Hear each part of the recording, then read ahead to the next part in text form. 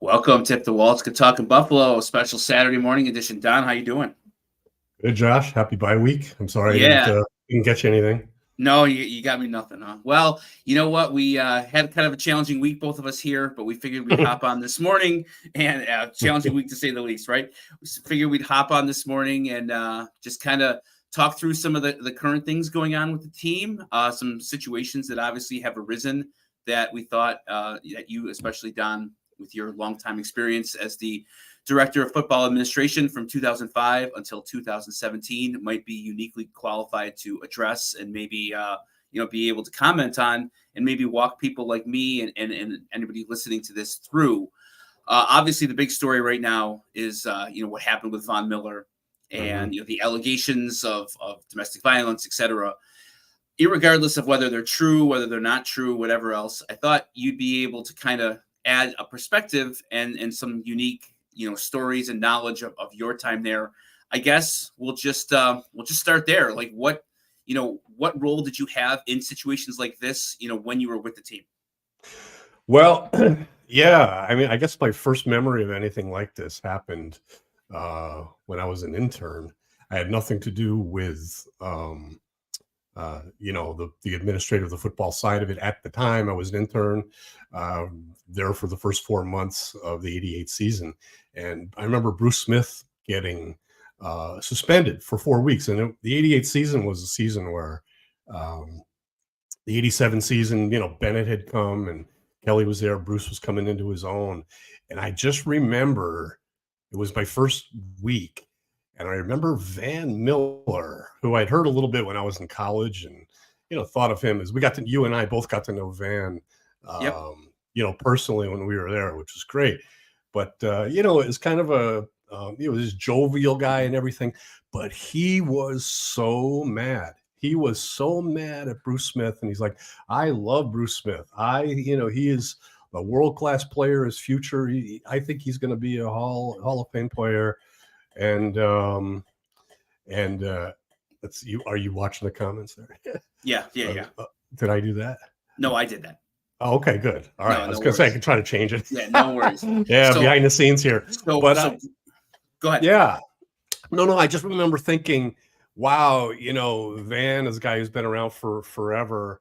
And for him to express such anger just spoke to how the chemistry on a team, how losing a great impact player can really just hurt the team. Now, it was different then because the league suspended him for a clear-cut substance abuse violation, and he came back 4 weeks and he was a star. The Bills made, it ended up being great. But I don't know, it was just kind of wow, this is a big deal when a star player has something off the field that prevents him from playing. Maybe you could talk about how it's changed throughout the decades at this point. Like you said, in '88, the league, suspended him 4 games. Nowadays, when you were there, I know that the Bills themselves have like a security team. Yeah. And maybe even not the situation, but let's go back to scouting players. Mm-hmm. How involved is the Bills security, or whatever you'd want to call it, in scouting guys' backgrounds? Like what can they do? What do they do? Are the Bills kind of a unique in that way in the NFL, or does every NFL team do these things? Every NFL team has to do their homework on whether a guy has off the field issues that in most cases, if he's still playing in college, it means that he's served whatever he was supposed to serve, paid his fine or his time. But for the hundreds and even thousands of players that get looked at every year by scouts, the only time security really gets brought in is if there's a red flag, if there's a prior history of a player having an incident like that, in which case, yes, the team security will be called in by the scouting department to say, hey, can you reach out to the law enforcement from where the player is, and just ask and find out if this is something that you believe in any way could be problematic in the future. So And when we're talking team security, when we talk team security here, we're not talking about like some security guard sitting at the booth that lets you into the parking lot. We're talking Lieutenant Will about, Boiler. yeah, we're not talking about Lieutenant Boiler It's or, been a while. you know, We've referenced him. Yeah. we haven't. So we're talking about, you know, a former police officer. I know back in the day when I was there, Bill Always. Bamback. So we're talking about a guy who is, you know, shirt and tie every day in the office, and he's basically in charge of discipline. How would you describe the job description of someone like this? Well, I mean, if he's the VP of security, in my experience at the Bills, the person that filled that role was always a former police officer. In fact, police chief or captain, you know, a high-ranking police official that decided, you know, they could have continued their tenure, but they really just thought that they'd rather retire and join the Bills, and thought that would be a nice change of pace. But they understand when they take the job that they're going to be asked to, you know, look into certain things, situations like that, and talk to you know, law enforcement at where a player is that they're looking, or, you know, in this case, you know, the case that I was personally involved in, that I mentioned to you when we were talking about doing the show, that as soon as you asked me, I immediately thought, it was right as I was Director of Football Administration. This player named Corey McIntyre. He was a fullback. I want to say late 2000s. You'll appreciate this, Josh. He was a really good special teams player. Led the team in special teams tackles. He was on practically every unit. He was probably 6'1", 260, and they used to get made fun of him as being like a soft looking 260, but he was a bruiser. He was a player. So one of my jobs was to handle the off-season workout payroll with the strength and conditioning coach. And it's more than just putting the payroll together that they would fill out, but it's monitoring. The players only got a measly, like, according to the CBA, like $125 a day. I mean, same amount as a substitute teacher. I mean, that was nothing. It's basically a stipend to be there 4 days a week. It was a 9-week program or a 10-week program, and say there were, 30 or 42 sessions they had to complete. The guys had bonuses built into their contract. So if above and beyond the $125 a day, there were certain bonuses negotiated. I think I actually did Corey's, where he would earn $50,000 if he completed 90% of the workouts, meaning that he could only miss 4 workouts in the entire spring. Okay. So guys usually, played that. Some guys got 100%, but they needed to only miss 4. If you missed a 5th, you would not get your bonus of $25,050. Some guys got 100. But for a guy like that who never knew he was scratched to make the roster every year, right. $50,000 was, meant a lot to him. So he had gone home to Miami, and we heard in the news that he was accused of, on the streets of Miami, of being like a peeping Tom kind of thing. He fit the description. Okay. Yeah, it was like, oh, come on. And so he came back to Buffalo, and he missed, because he had to stay there and appear in court, he missed a workout. He missed it by 1. So they used to pick up the checks every week in my office. So he came up, and he shut the door, and he sat down in my guest chair, and he's like, hey, what happens? I said, well, I mean, look, all I can tell you is, Corey, you missed it by 1. I'm sorry. It's cut and dry. There's nothing I can do. Either, complete it or you didn't. And I understand, I'm sorry you couldn't complete it. And he was really upset. And he goes, I didn't do this. He goes, that wasn't me. I'm like, oh, okay. I said, are you working with Chris Clark? And yeah. But he goes, who is Chris Clark? The director of vice president of security with the Bills. Okay. Yeah. And I said, we could talk to Jim Overdorf about it, but I'm telling you right now, I don't want to get your hopes up. You missed it by 1. That's it. That's all there is to it. And I'm sorry, he was almost in tears. And I took him down to Jim's office. I explained, he shut the door, and so that was really it. And about 2 weeks later, there was a report out of Miami that they caught the peeping Tom. It was not Corey McIntyre. It was not him. Couple questions here. It fit his description. Oh, man. Same race. It said, black man, 6'1", whatever. He had a hoodie, and he goes, he was in Miami at the time, but they caught the guy. He was about 100 pounds lighter, who had admitted that he had been doing that in that area. Corey was completely off the hook. So we had to go to the league and have this conversation. And I can either give you how it played out, or you can ask me the question. Yeah, no. Play it out, and then I'll ask you a couple questions. It went to the league, and Corey, the league told us that it was up to our discretion, given the circumstances. If Corey said he would have been there, if not for having to appear in court, then we could give him, and we did. We awarded him the $50,000. Yes. I was going to ask, did his status as a player, because there's sometimes different rules for different people. And this, this situation that the Bills find themselves in currently is involving a star. I guess I was wondering, when you're telling this story, a guy like Corey McIntyre, who, people who be listening to this might not remember. I have to admit, I don't remember him at all. Like, is that ever, is that a consideration in all of this? Could he have been released during this process, or do you have to wait to let it play out? Do you know? He easily could have been released because it was the off season. So his contract didn't have any guaranteed money in it.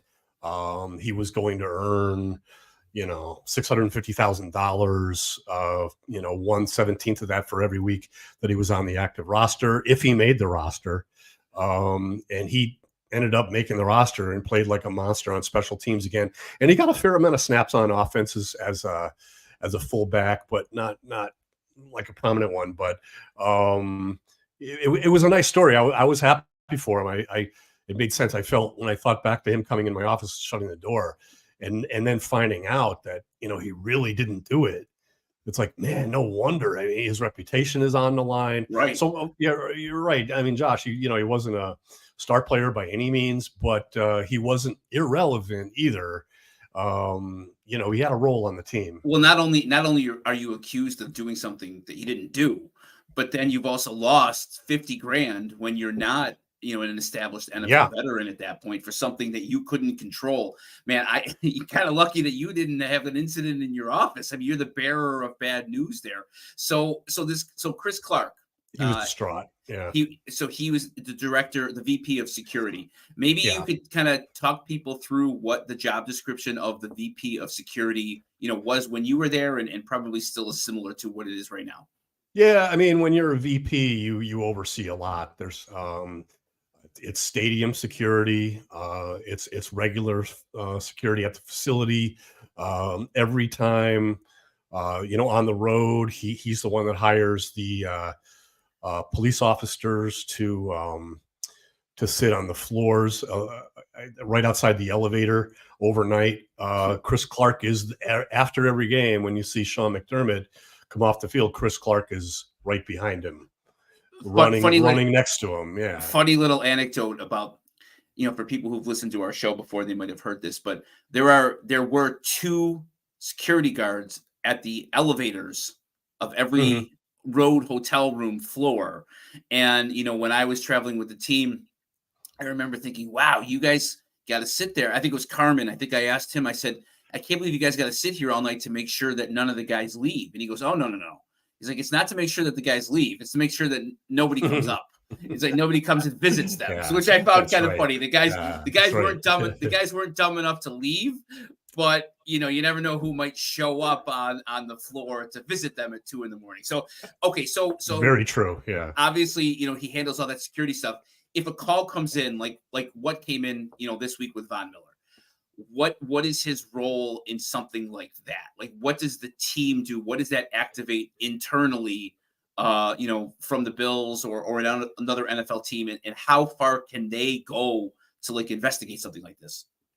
Well, yeah, I mean, the VP of security at the Bills, and in this case, Chris Clark, will serve as the eyes and ears for, the head coach and general manager. I mean, they're the ones that may ultimately have to decide what kind of roster moves are made, if any. But they don't have the bandwidth or the time to be personally themselves on the phone with anyone, in the Dallas area, law enforcement. So that would be up to Chris, to be having those conversations. It's a sensitive conversation. It's not like Chris would have these conversations with his door open. These are not conversations that would be overheard, but generally, I know that he would be asking law enforcement down there, like, tell me what you know, and if you were in my position, what should I know or be prepared for?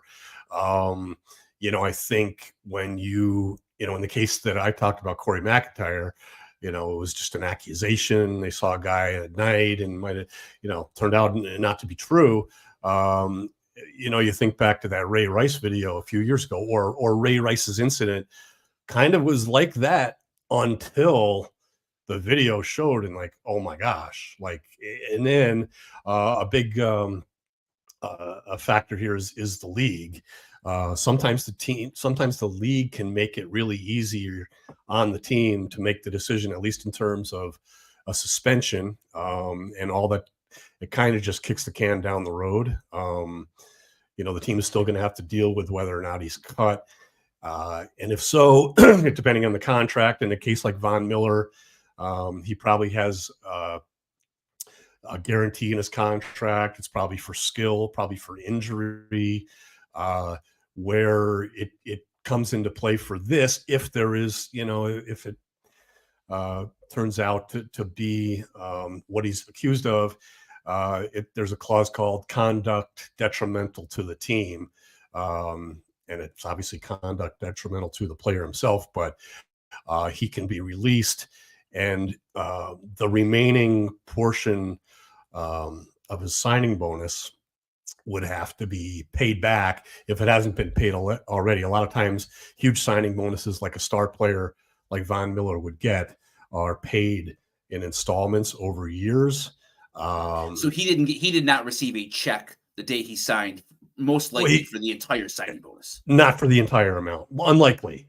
Yeah, unlikely. It was probably split into, you get this, you get another third of it in November, another third of it. The problem is if you got a roster bonus, those tend to not only hit on the cap right away, but which actually would be a benefit to the team if that was the case, because they've already incurred the cap hit. This is a Greg Thompson wheelhouse question. He did a great job breaking that down, and hopefully anybody listening can go back and look at that. You've mentioned before that you dabbled in negotiating contracts, as you got more time in as the director of football admin. Was this ever negotiable? Was that clause? Are there different clauses? Like, is there different wording for different players? If somebody had a history of a problem of some sort, is there stronger language in some contracts, or is it kind of just a boilerplate conduct detrimental to the team? That the boilerplate conduct detrimental to the team is standard language, but there has been a little bit more protective language in contracts, certainly for injuries, like with the Willis McGahee contract, depending on when he was going to be ready to play. But in cases like this, I remember a few contracts being buffered a little bit to protect the team in case of an accusation, but it's pretty rare. Guys usually aren't even signed. It would have been the most interesting contract, had it ever happened, would have been that Antonio Brown contract. Oh dear. That would have been one where it would have been padded with protective language in the case of him having an off the field incident. But All right. So you mentioned to me when we talked about this that it probably changes a little bit for the Bills that this didn't happen in Buffalo. It happened down in Dallas. Is it Mhm. easier for a guy like Chris Clark or the Bills because of the established relationships they have with local law enforcement? Do you think it's more of a challenge that it happened down in Dallas? And then how involved is the league in this? And Yeah. can the league get any different or more information than one team like the Bills?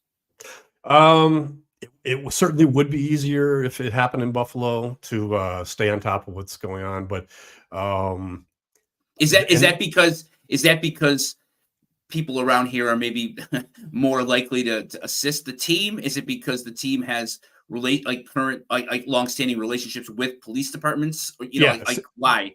the second, yeah, he would have relationships with.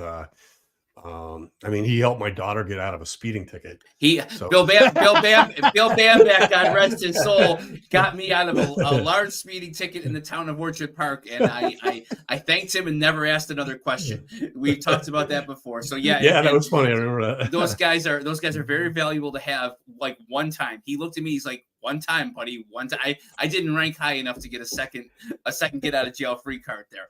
So Yeah. so they have ongoing relationships. Obviously, they're working with these guys on game day and throughout the week. What does the league do here? Like, do you know, like, how heavy handed can the league get in calling, whether this would have happened in Buffalo or if it happened down in Dallas? Like there's obviously a director of security for the league. Like, Yeah. are they working with Chris Clark? Like, how does that partnership work? Yeah, what's interesting about it happening in Dallas, and I don't know the answer to this, but this is speculation, is that what every team has a vice president of security. We've discussed that already.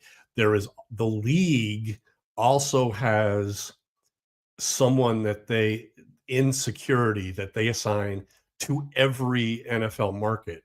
For years, there was a guy named Don Furman. I don't know. I doubt he's still the guy, but Chris would work in concert, or Bill Bamback would work in concert in a case like this with Don Furman, who was the league assigned Buffalo area their guy, kind of independent. So I don't know that. I think it's just maybe kind of coincidental that it happened in another NFL market. I don't know if the league would ask their guy who's there for the Cowboys to be involved in this in any way.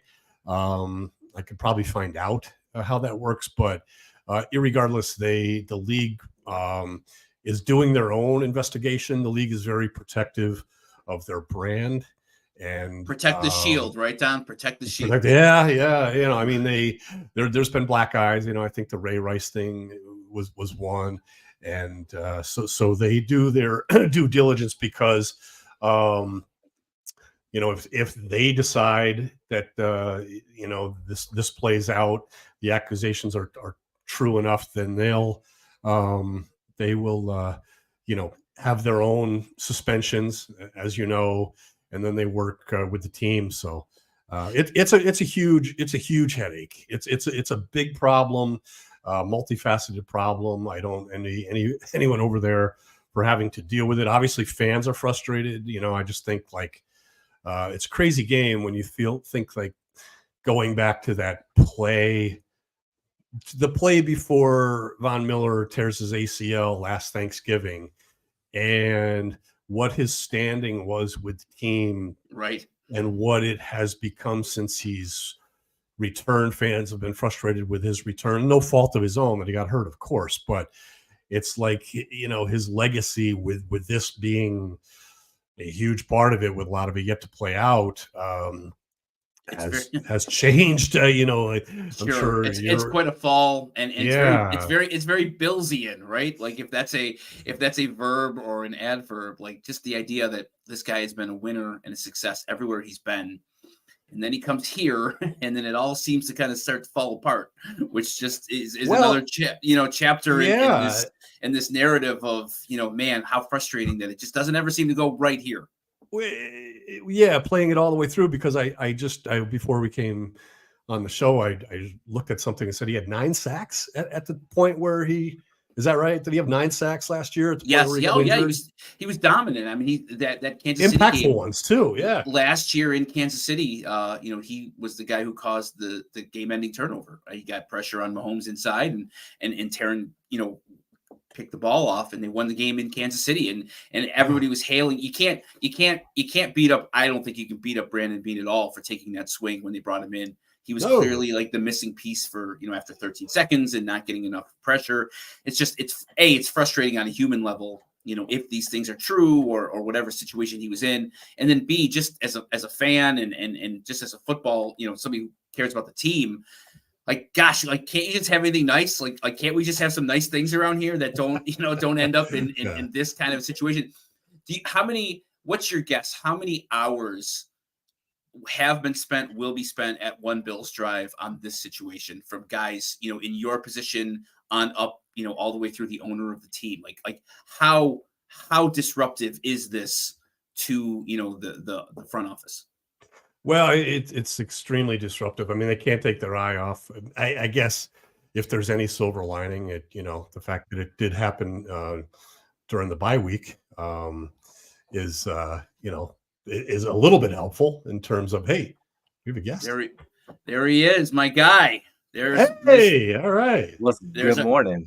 There's our guy, Marlon. I invited him to come on. He's going to just join us for the rest of your 5-10 minutes here, Don. And Great. then Marlon and I are gonna treat everybody to 5-10 minutes of some college football talk before a huge day today.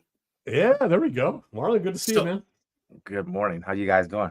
Excellent. We're doing great. Marlon, we were just talking about obviously the unfortunate Von Miller situation, and just from a front office point of view and perspective, Don was kind of walking us through, what the team does, how it handles it. So, Don, how many hours do you think it would will be spent on this? Like a ton?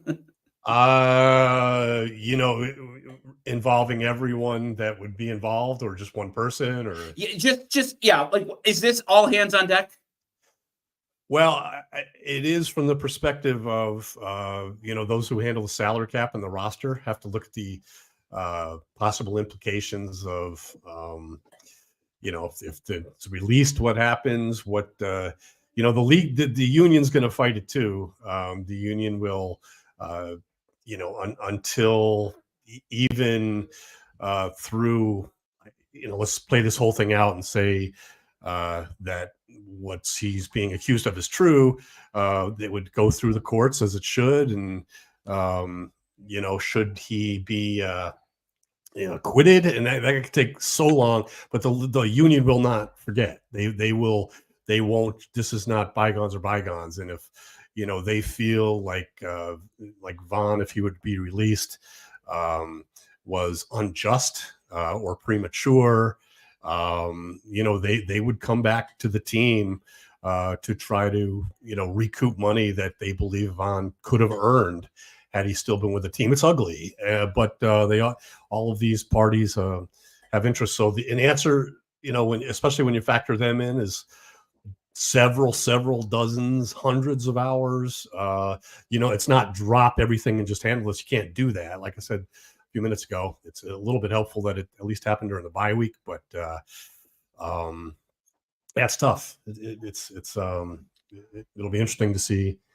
Marilyn, do you have any thoughts to share here? No, I agree with Don. I think there's going to be a lot of hours poured into that. I think right now you're going over the language of the contract and what says you can void certain guarantees, and so that's why you're not going to see anything rushed. Like I saw a lot of the comments like cutting down. Like it doesn't work like that. When you have that amount of money, especially the guaranteed money, there's a specific language that has to be written into that contract that says that if you do X, Y, and Z, I can void the contract. If there's an allegation, then you're not going to cut him. So I don't see him not being on the roster. I think if the wording is true, if he gets on the exempt list, that might be a way to avoid some of the guaranteed money. So you're waiting to see everything. You've already been in contact with the commissioner and the league office on what's happening. You're trying to find all the information out. Everyone's talking right now, and it's just too early to say what's going to happen. So this will play out. It'll take time. I was texting somebody else the other day, the same thing you just said, Don. Like, you can't rush because the PA will file a grievance. Like that's the first thing that'll happen. You cut bond, file a grievance that says this didn't even play out. You have certain rules and things that are set up in place to make sure you don't make a rush judgment. And past history is going to, with the way we did with our punter, Ariza, that had the allegations of cutting quickly, and then it finds out that those allegations were true. So I think this is where the Bills are kind of like, we're going to allow this to play out and allow this to kind of see what happens, see where it goes.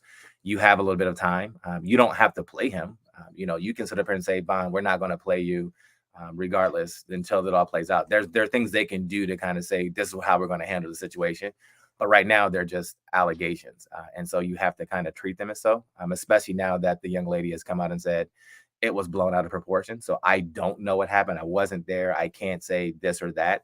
I can go by what was put in the police report, which I think we all saw, and it looked really bad. But now she's saying it was blown out of proportion and assault didn't happen. So now you got to let all this play out. And it wasn't a recant. Is she getting paid off? I don't know. We can only speculate. Right. But yeah, it's one of those things that's just crazy and unfortunate. And as a player, you try to make sure you do everything in your power to remove yourself from situations like that. Like, right. Like if you know it's going to be something that's going to escalate, even in shouting, I'm leaving, I'm going to a different room. Like I'm leaving, I'm getting in my car, I'm driving away. Let cooler heads prevail in those situations, because this is what happens if the police gets called. Yeah. What was the language that strong when you were playing, Marlon?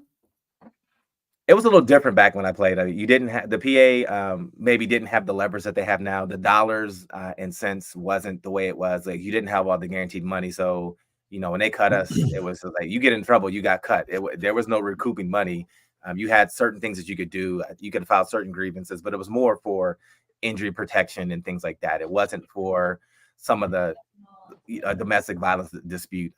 That was almost an immediate release right then and there. Allegations came out, you got released. That was done. It was a done deal.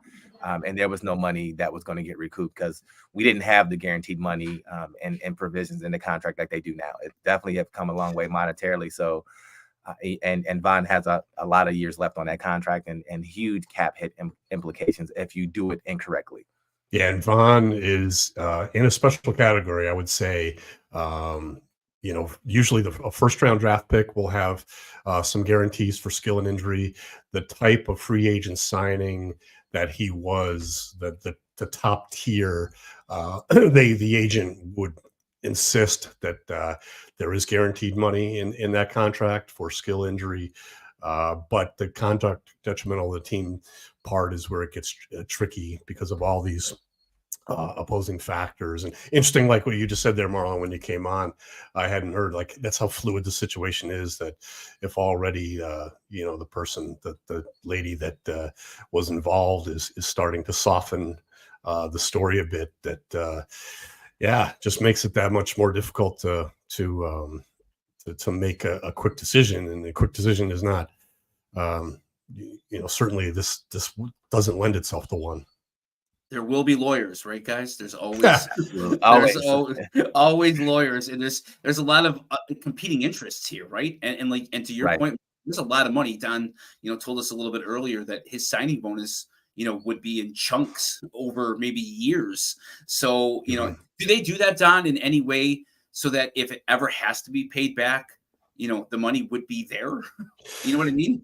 It is a factor, because it could be in black and white, a lot airtight, that if a player was found to be 100% in violation of the conduct detrimental to the team, that he would have to pay that money back. But let's face it, that's just not going to happen. I mean, I just had it sitting here. Hold on, well, who do I make the check payable to? So there is, I'm sure they never contemplated a situation like this with a player with the stellar reputation that Von Miller had, and be like, well, hey, in case he gets in trouble, then we can have this money withheld. It's more for, fans sometimes find this hard to believe, but there are obviously cap implications, but there are also cash implications when you talk about that kind of money, that the team would prefer to be able to pay it out in installments, over years. And If an agent agrees to that, then that's what the Is there interest? so plays Does it. that money collect interest? The team can collect interest, but that's up to them. They manage that. Yeah, that's that doesn't come into play with the player doesn't get the money with interest. I've never seen that. That's funny. I'm sure. I'm actually surprised that the union never argued for that before. Yeah, well, you can do that with interest, but right. That's interesting. I know that you got a jet here, Don. It's your deadline time. I got 5 minutes. You got 5 minutes.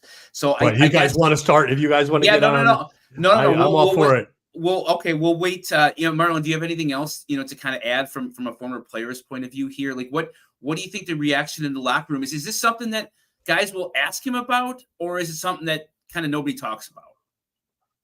I think there'll be a group of guys that will probably that know Von, that'll talk to Von. I think he'll probably want to address the team and the player in the locker room and stuff, kind of like, here's what happened. So you can kind of get out, because now guys are going to have to answer questions about this incident on, do you think Von will play this week? Do you think he should be on, like, you don't want to become a distraction. So he's going to probably try to address it with the teams, or he may have already sent out a text to guys kind of saying, hey, these are not true. This is really what happened. What's going on? Because, you don't want to have to put your guys in a position to come back, because that's all everyone's going to talk about next week. So, bye week, and seems like you guys can't catch a break. And, one of the leaders on the team gets in trouble and is accused of domestic violence. And now you're like, how do you answer that? I think this will be one of those things where when you're in player engagement, it's one of those things when you talk back to the rookies, like, hey, this is a prime example of why you de-escalate situations, why you have a plan of attack and an escape plan for when situations arise and you feel your anger is getting out of control. This is your plan of how you lead. Like, you need to have an exit strategy at all times, just because even the most revered guys on the team can have a lapse in judgment. And so whether the allegations are true or not, like, his name is now tarnished. His reputation is now taking a hit based off of the allegations and the police being called. And so this goes back to kind of helping guys understand of, like, listen, you need to understand where you are, where did this take place? Every state has their own laws of how they handle domestic violence accusations. And so if you are not clear and unsure, you never want to put yourself in that situation. So make sure you have an escape route. Like, I think back when I was playing, like, it was always like, hey, listen, don't do this, don't do that. I think Don would come and tell us, don't do these things in some of those rookie meetings. Jerry Butler would say, don't do this, and I always had a plan of, all right, listen, we're not going to argue. We're not going to be anything that can be said to the news that the police can say, I heard this, so I always had a rule of, if we're going to get loud, listen, we're going to have a conversation like this. Like, if we can have an adult conversation, then we can talk. If you want to start screaming and yelling, then I'm leaving. And I had to execute that plan one time. And that ended up being the end of the relationship after that situation. Like, look, I'm shutting the door. I barricaded the door. I'm going here. You're going to stay there. You can argue by yourself all you want, but I'm done. And so I think this is where you can kind of talk to younger guys in that situation. But yeah, this is just one of those things where I don't know how it plays out and what the Bills can and will do. And so being a former player, I will never tell an organization how they should handle it. But yeah, this is one of those things that Von is definitely going to have to explain to some of those guys, at least the leadership team, the leadership guys on there. He'll explain that and let them know what happened so they can kind of make the best decision. And he may even offer, look, I'm not going to play. He may talk about, this is how it's going to play out if he thinks, hey, I crossed the line. So it'll be interesting to see how it plays out when they come back from the bye week. Were you always worried about something like this, Marlon? Absolutely.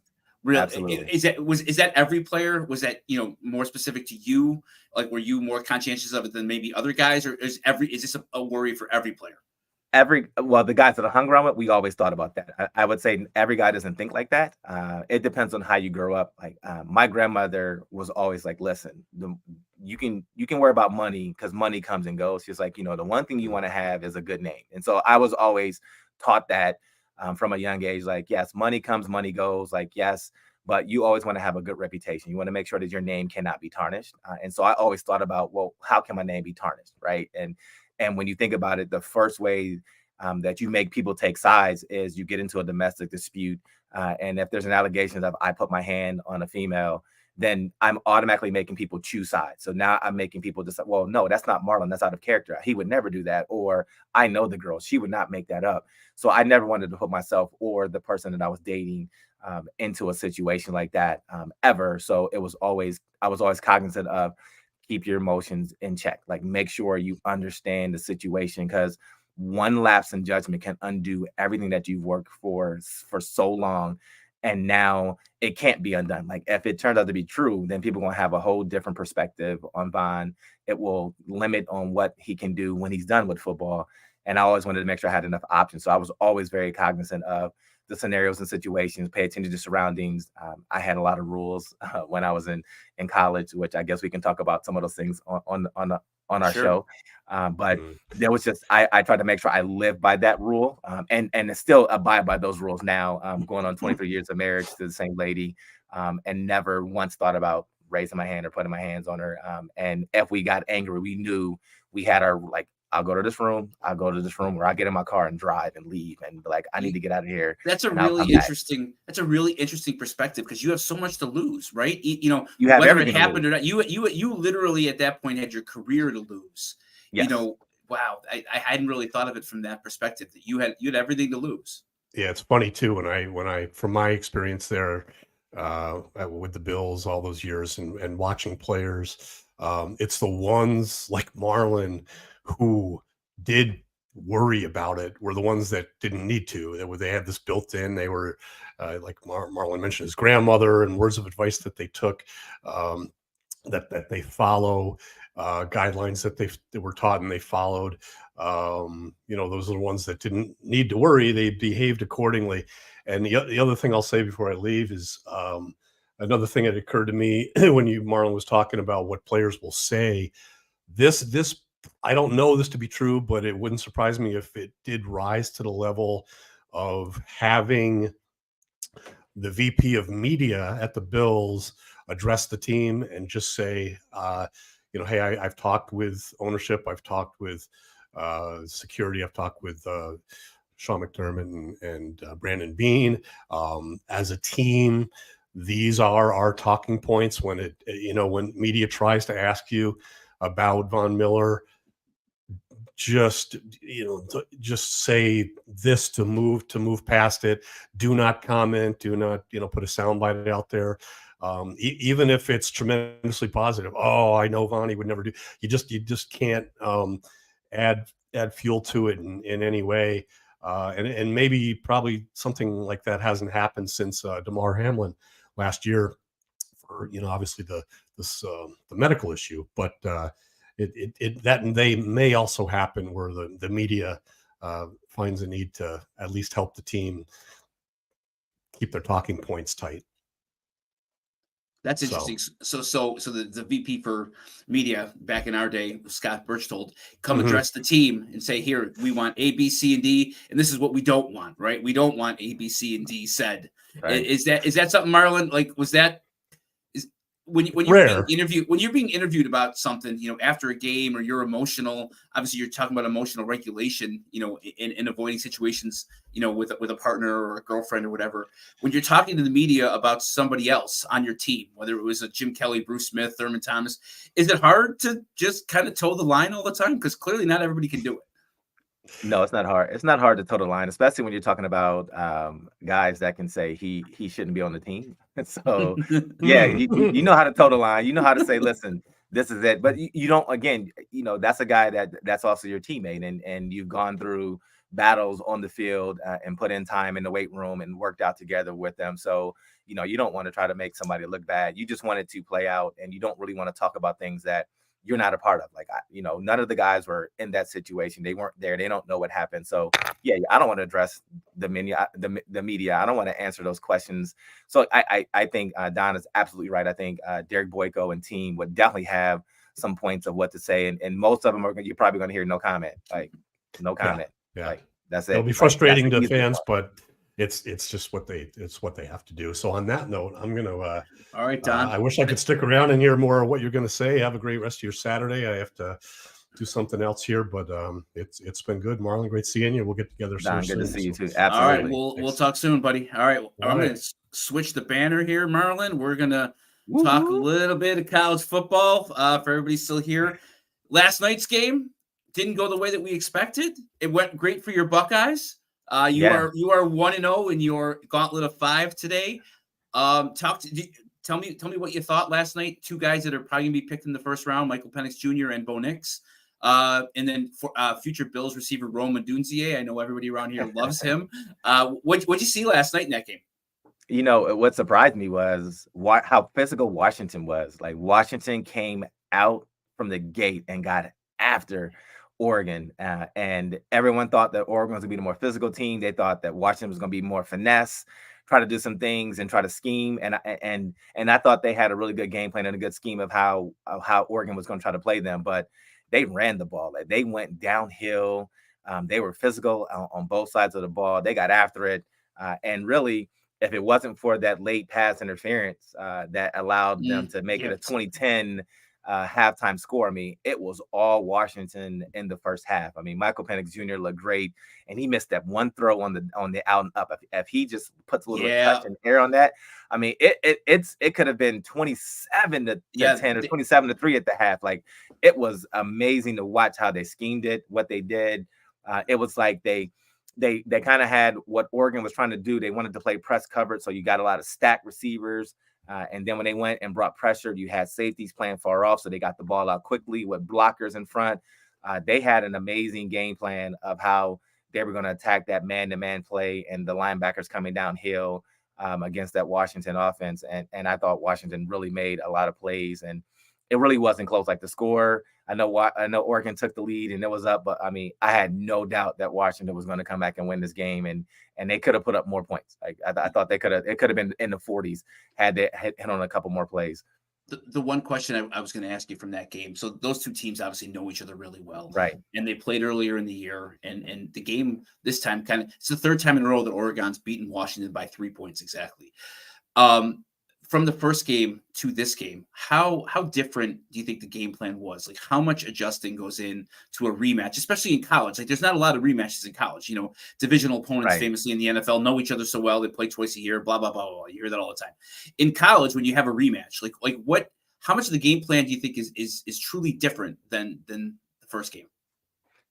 Maybe not so much as different. I think you kind of go back and look, like, what do we do well, right? Because Washington had some success. And so you said, okay, they were really able, especially in that second half and fourth quarter, they were able to really hit some vertical shots with press man coverage. So you had to come in with a game plan expecting they were going to try to get some press man coverage. I think the biggest difference was they were healthy. They had all their receivers healthy. They were running, they were quick. And so I think that was the biggest thing, that the biggest lift that they got was, you know what, we had some of our key guys, they were banged up, wasn't as explosive. They looked fast, they looked quick, they were shifty, they just did some really good things. And then they did a lot of RPO pulling, and I loved if you watched the halftime show with Booger McFarland, and he kind of pulled what he was doing, and he talked about how they did some of the things. I thought he made a really good point of how they really attacked, like, could you go to one side? Could you hand off and do the run ball and run the ball? Like, they did some really good things. They schemed some things against what Oregon really wanted to try to do and be physical with the line of attack. And they took advantage of that. And so that was really the difference in them really being able to get their receivers in open space and do some really good things. And I was like, this is a really good game plan by their offensive coordinator. And Oregon really couldn't adjust. And when they needed to make a play, they did a good, they moved Odunze around, got him in good space. Like, sometimes got him on a safety. Like, that's a mismatch when you get your best receiver stacked and trips, or get him in as that third receiver where a corner is not going to line up on him. Corner can't get the hands on him. And then you're like, all right, they're in man-to-man. Like, hey, let's motion man-to-man. We know what we got. Safety's got to cover him, and the safety's playing 12, 15 yards off, saying, I'm not giving up the deep route. Okay, I'll take the deep out. I'll take the little over route. I'll take all these things that says, can you cover me? Can you run with me? And they couldn't do it. They couldn't. And so, good scheme. It was a really, really good offensive game plan on what Oregon wanted to do defensively. Yeah, they two more quick things on that game. It helped to be the 10-point underdog. right? Like if you're Yes, Washington, man, college kids are emotional, and you could tell they were playing with a chip. Like, they beat Oregon earlier in the year, and that wasn't a fluky win. They won at home. It was a shootout, but that wasn't a fluky win. And to come in and be a 10-point dog to a team you've beaten two times in a row, you could tell that they were playing with a chip. And I think the other thing that helped them is that it was good weather. They played the yes, last few weeks in up in Seattle and up in Oregon State where it was raining, and they obviously do better on a fast track. When absolutely. Michael Penix, I don't know if he's necessarily the best bad weather quarterback, but he looked healthy, he looked calm, he looked He was smooth sharp. yesterday. Roman Dunzier, I might even actually enjoy watching him more than Marvin Harrison Jr. I know that's sacrilege to you, but It's he's just fine. he's fun to watch, and he's just so smooth, and he's one of those guys that just does everything well. Like Yeah, everything he does, he does well. So you got game one down last night. We yes, talked about this on our show for Ohio State. There's like one narrow path to make the college football playoff. And the first one was for Oregon to get knocked off and have 2 losses, so they're clearly out of things. yep. In an Out of the hour, picture. is game number 2 here, and you are a big Oklahoma State Cowboy fan as they Absolutely. play the Texas Longhorns in Jerry World in Arlington, and 14.5-point underdogs. Is this where the dream ends, Marlon, for you? I mean, it could end there. I mean, it's one of those things that it could go either way. I think if you're a Buckeye fan, you're not holding your breath and saying, we're going to get in. Like, you need a lot of help and a lot of things to go your way. And it happened for you last year. So I don't want to have this illusion of thinking it's going to happen for you every year, because you don't always get your way. Like, we controlled our own destiny. We had a chance to beat that team up north last weekend, and we didn't. And so let the chips fall where they may. And so this could be the game that derails it. But I think I'm an Oklahoma State fan, so You are in Thurman. Oklahoma State. I'm gonna need them Cowboys to kind of come and lay it out on the line and knock off Texas. So fingers crossed. So 4 o'clock is obviously the game of the day, Yes, probably the game of the year in college football. Alabama is a 6-point underdog. We talked about last week about how they're going to be coming off a miraculous win. They have everything to play for here.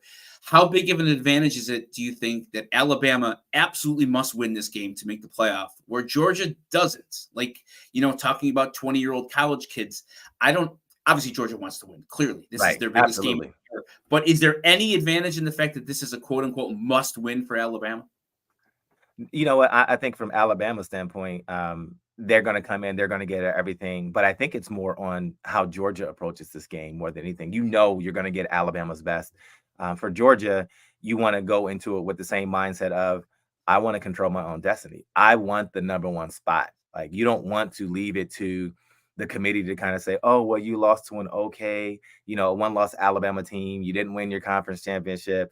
We're still going to put you in, but where do you go 3? Do you go 4? Like, who do you play? Like, you want to be able to control your destiny. So I don't see Georgia coming in and saying they're going to lay a goose egg. Like, we're not going to take this a game seriously. No, they're going to come in. They're going to come in and they're going to play hard. They're going to play well, like they've done the past 2 years. And it's also bragging rights. Like, you want to be able to say, look, we're the SEC champions 3 years in a row, and we're the 2-time defending national champion. We're not going to roll over and play dead here. So that's the game where I think it's going to come down to which quarterback executes the best. We know their defense is going to play well, but they both can score points, and they can score in different ways.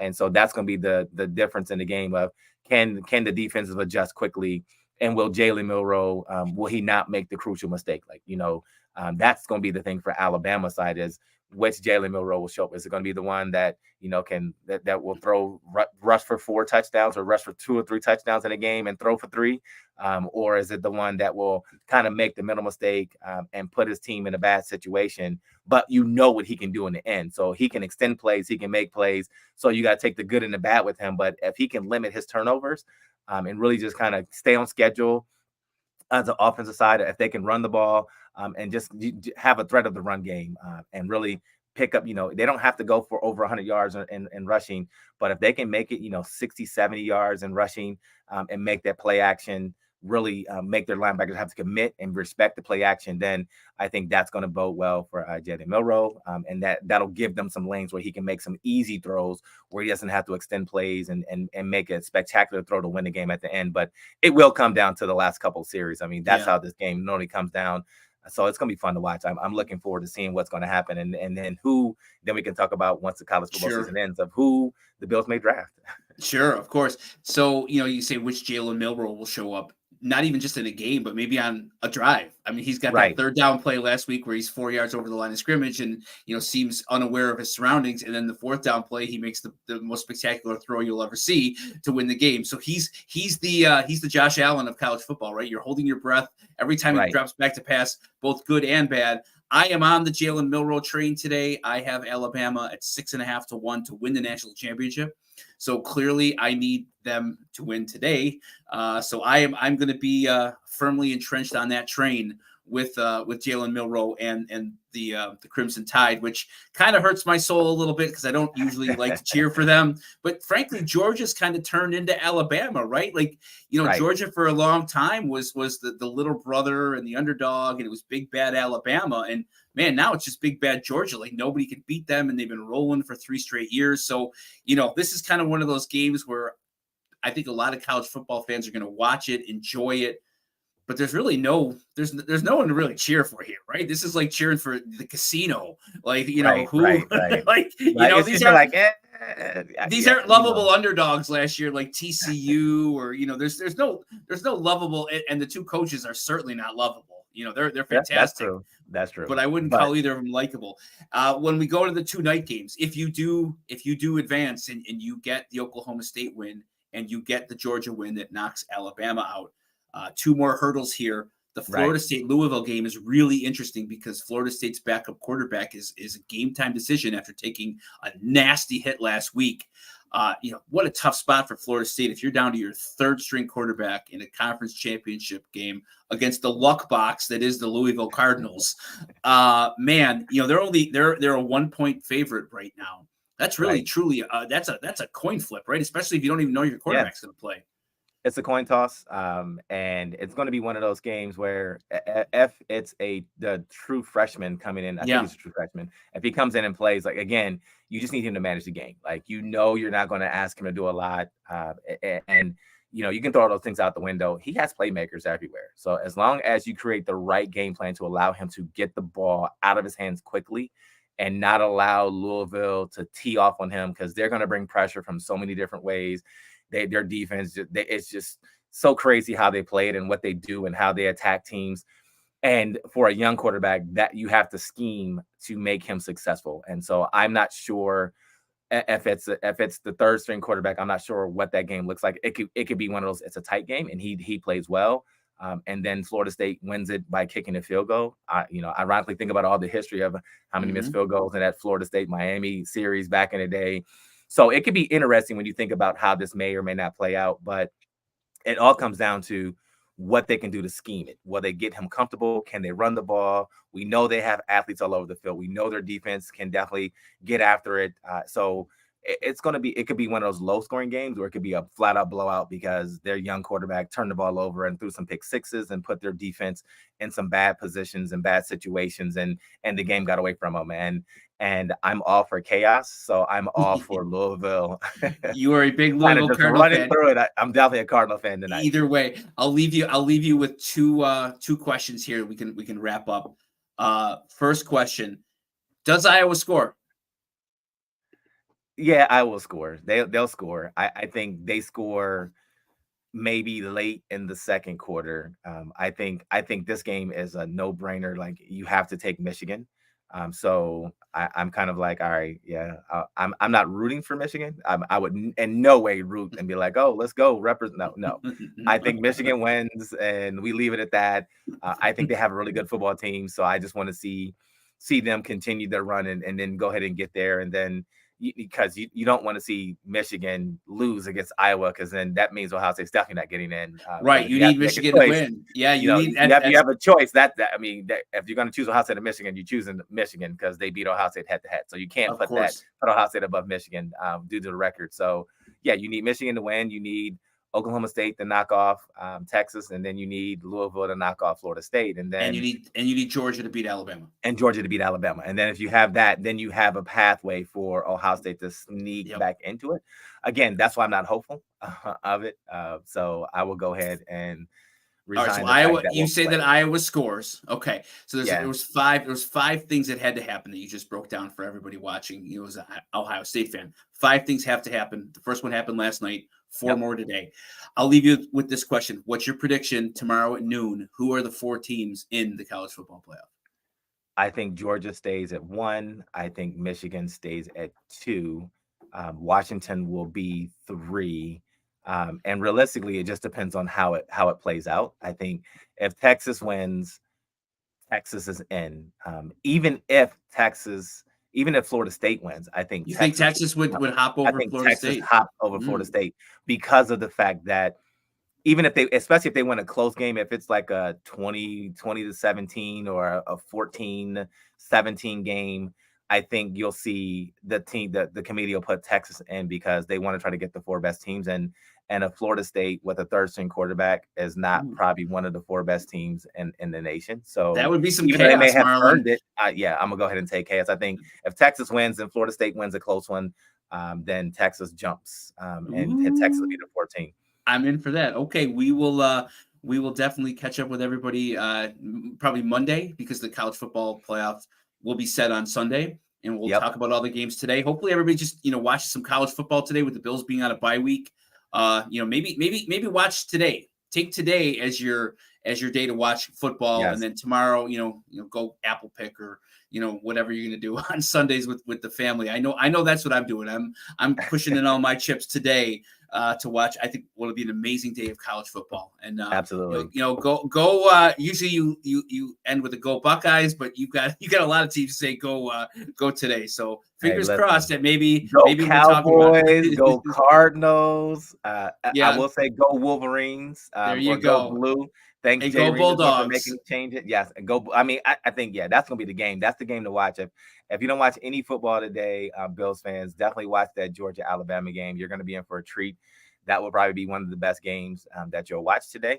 So watch that, and then it's gonna be fun. It'll be fun to just kind of take a break. So it'll be a good time to watch college football and then put up all your Christmas lights and kind of get an early head start on your Christmas list if you haven't done that. All right. We'll see everybody next week. Thanks for tuning in.